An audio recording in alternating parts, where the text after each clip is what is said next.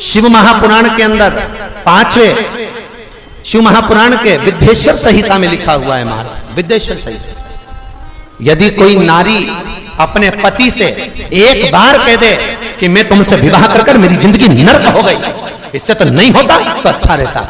जो नारी अपने पति के साथ झगड़ा करते समय इस संबोधन को बोल देती है, वो नारी 1000 बार करवा चौथ का व्रत कर ले, सोमवार का व्रत कर ले, एकादशी का व्रत कर ले, उस नारी का सात्वित्व कभी नहीं रहता, उसका सात्वित्व भंग हो जाता। केवल एक संबोधन करबोध पर 33 कोटि देवताओं की धर्म पत्नियां भी तो 33 कोटि होंगी। अरे बोलो तो सही, इंद्र की इंद्राणी, ब्रह्मा की ब्रह्माणी, भगवान विष्णु की लक्ष्मी, शंकर की पार्वती, 33 कोटि देवता की धर्म पत्नियां भी 33 कोटि हैं, पर 33 कोटि देवताओं की धर्म पत्नियों का व्रत पृथ्वी पर नहीं होता। अगर पृथ्वी पर आज भी किसी का व्रत होगा तो माता पार्वती का होगा। कभी लक्ष्मी जी का व्रत होता है क्या? अरे बोलो तो, ये दिवाली पे तुम लक्ष्मी जी का व्रत कर लेती हो, ये तुम्हारे हिसाब से करती हो, शास्त्र प्रमाणित व्रत नहीं है ये, कि कहीं लिखा हो शास्त्र में, किसी पुराण में नहीं लिखा कि दिवाली का व्रत करो। दिवाली पे तो राम जी आए थे, खूब लड्डू बटे थे, इसलिए हमारे यहाँ शास्त्र कहता है डट के चरो, खूब खाओ, व्रत भले ना। तो वो तुम भूखी रहे हो लक्ष्मी जी को बुलाने के लिए, वो तुम्हारा मन है, तुम्हारी सोच है। कई कई माताओं की आदत रहती है, मैं तो शाम को खाऊंगी, आज मेरा दीपावली का व्रत है, खाओ 4-6 दिन मत खाओ तुम, तो उसमें क्या जाए।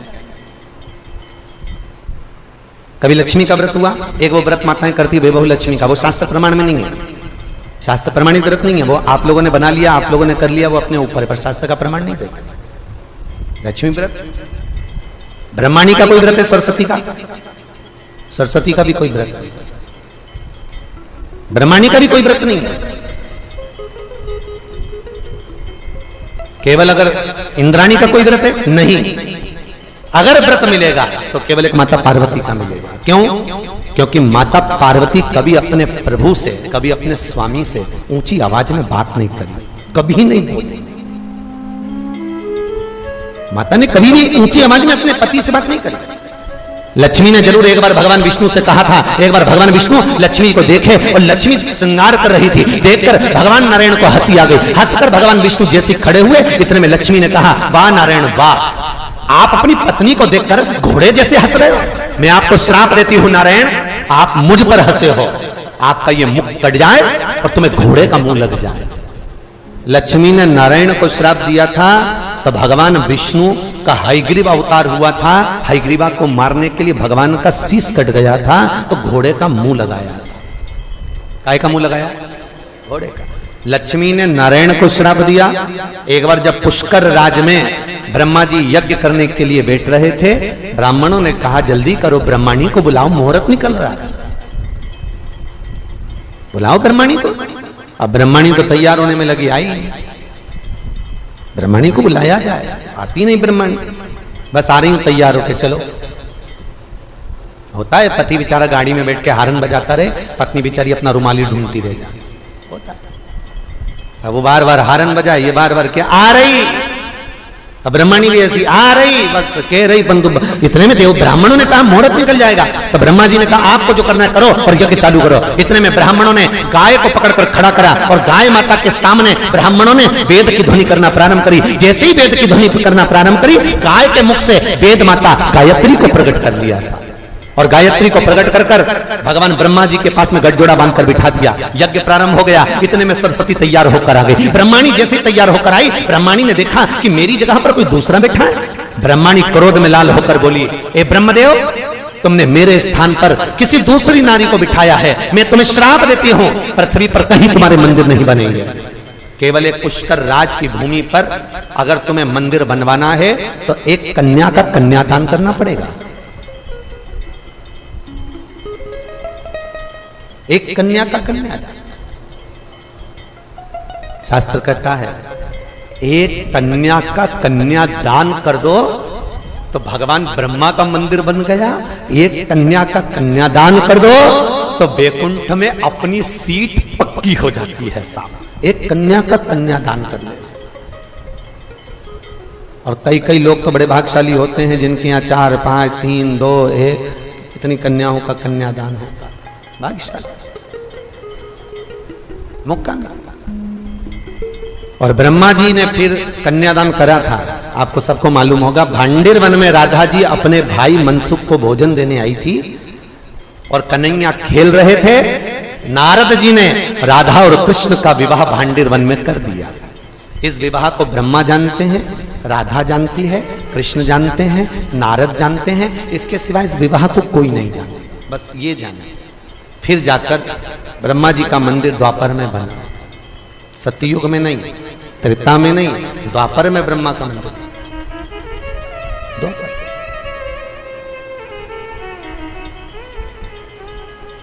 द्वापर में ब्रह्माणी ने ब्रह्मा को श्राप दिया था, नारायणी लक्ष्मी ने भगवान विष्णु को श्राप दिया था, इंद्राणी ने इंद्र को श्राप दिया था, पर माता पार्वती ने कभी भगवान शंकर से ऊंची आवाज में बात नहीं करी थी। इसलिए आज भी माताएं सब जो व्रत करती हैं वो पार्वती के। छठ का व्रत पार्वती का, तीज का व्रत पार्वती का, चतुर्थी का व्रत पार्वती का, जितने व्रत माताएं करेंगी सारे व्रत माता पार्वती के, कोई देवी देवता के नहीं। बस निवेदन आपसे भी है, व्रत आपके भी चालू हो सकते हैं, अगर तुम अपने पति से ऊंची आवाज में बात नहीं करो तो व्रत तो चालू। तो जब भी बोलती है सी गरज के बोलती राम। एक पति की पत्नी मर गई, पति अंतिम संस्कार करने गया था और अंतिम संस्कार कर कर वापिस आ रहे थे।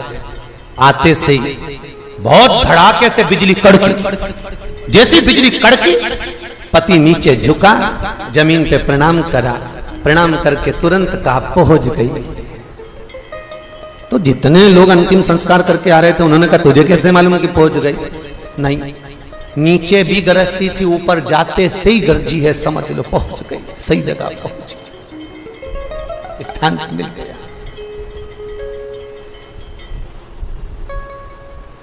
होता है। अब अनसुईया मैया पतिव्रता धर्म का पालन करती है। अनसुईया मैया पतिव्रता धर्म का पालन करती है, पति को परमेश्वर मानती है, पति के चरणों को नमन करती है, पति के चरणारविंद का स्मरण करती है, पति के चरणों को नित्य पति प्रणाम करती है। आप में से कितनी माताएं जो अपने पति को रोज प्रणाम करती है? जरा हाथ उठा ले। अरे एक आध उठा लो, री शर्मा सुरमु में उठा लो, झूठा मुंह उठा लो। 1 2 3 4 4.5 नहीं, वो 4.5 इसलिए ऊपर करा था, गिरा दिया, मैं समझ लिया चतुर्थी के दिन पड़ती होगी, केवल करवा चौथ के दिन। इतना तो मेरे को भी ध्यान दे हो,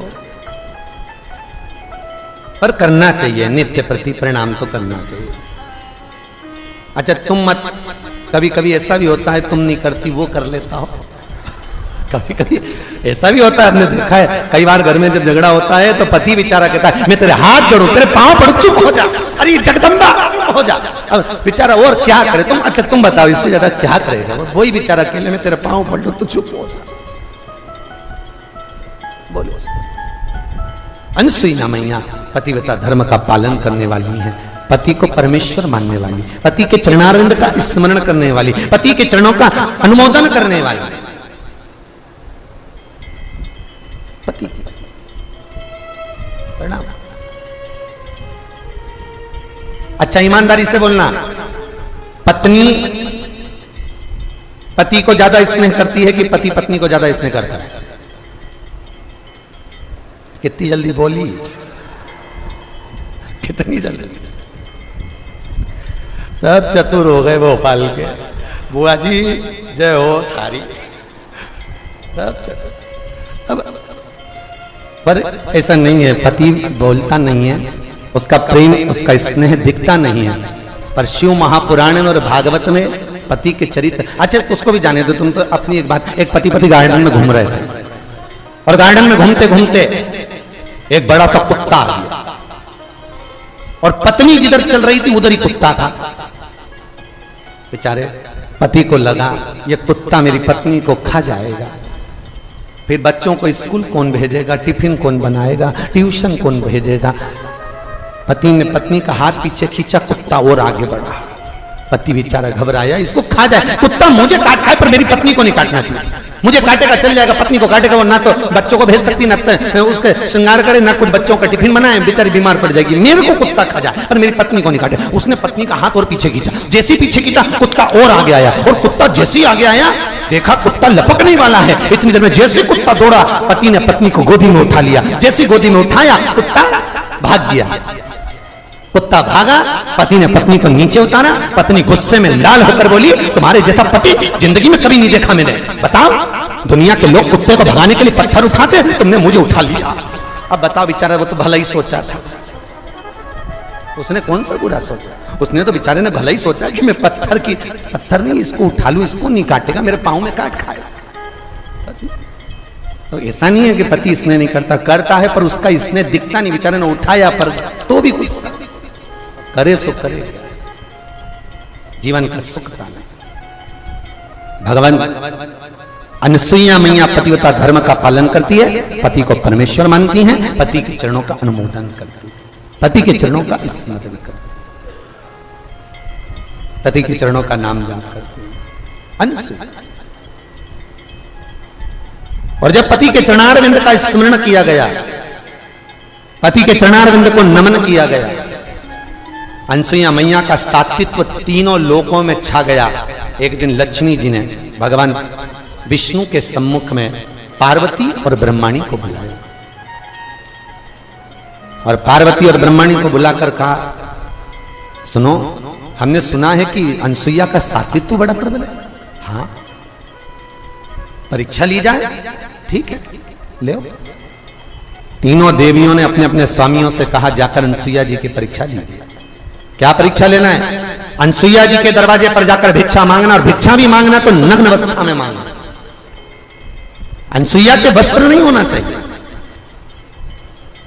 एक नारी दूसरी नारी के लिए शब्द कर रही है कि भिक्षा मांगना तो ऐसी मांगना कि तन पर वस्त्र ना हो। भगवान विष्णु ने लक्ष्मी से कहा, रही हो लक्ष्मी, ये कैसे प्रसंग करी है तू? तेरी बुद्धि, तेरी सोच, तेरी वृत्ति गई कहां? ये कहां चली गई? बहुत ध्यान देना, कल कथा में था, जैसा खाया अन्न, जम के बोलो, वैसा हो गया मन, जैसा पिया पानी वैसी हो गई वाणी, और जैसा पिया दूध वैसा बन गया बुद्ध। बुद्धि दूध से बनी। विचार करिए, अनसुईया जी की परीक्षा लेने का भाव लक्ष्मी के मन में कैसे आ गया? आया क्यों? लक्ष्मी के मन में यह प्रसंग कहां से आ गया कि अनसुईया जी की परीक्षा लो? मन में यह भाव कहां से आया? कैसे प्राप्त हुआ? कारण क्या था? हर चीज में कोई ना कोई एक कारण होता है जिसके कारण व्यक्ति उस क्रम तक पहुंचता है। हर चीज में एक कारण है।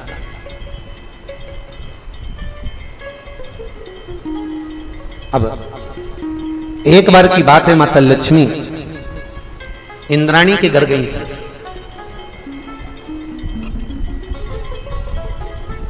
और इंद्राणी के साथ में मिलकर माता लक्ष्मी दक्षिणा देवी के दरवाजे पर पहुंचे, और दक्षिणा देवी के दरवाजे पर पहुंचकर माता लक्ष्मी ने, आज बहुत तेज भूख लगने पर दक्षिणा को 3 बार कहा, दक्षिणा मुझको भोजन चाहिए, भूख लग रही है। दक्षिणा न लगी। इंद्राणी दक्षिणा देवी के भवन में गई और बिना पूछे वस्तु को उठाकर लाई और लक्ष्मी को दे दिया। इंद्राणी और लक्ष्मी ने पा लिया। दक्षिणा देवी आकर देखी कि मेरे भीतर भवन में जो रखा था ये दोनों पा रही हैं, कोई बात नहीं, पर दोष तो है ना किसी के यहाँ रखी। आपको पहले भी कथा में कहा, ये चोर तत्व तो कहलाएगा।